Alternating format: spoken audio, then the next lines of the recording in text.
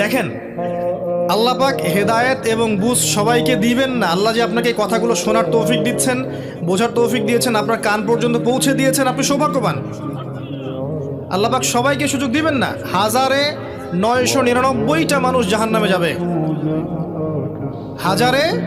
1999টা মানুষ জাহান্নামে যাবে। এটা হাদিসে আসছে সহিহ বুখারীতে 4 বার।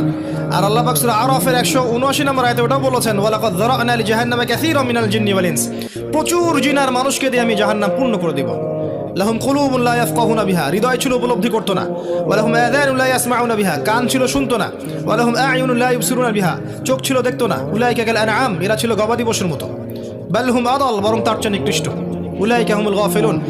একই ক্যালকুলেশন, 1999 জন মানুষ জাহান্নামে যাচ্ছে। তো আপনি সৌভাগ্যবান, কারণ এই কথাগুলো আপনার পর্যন্ত পৌঁছেছে।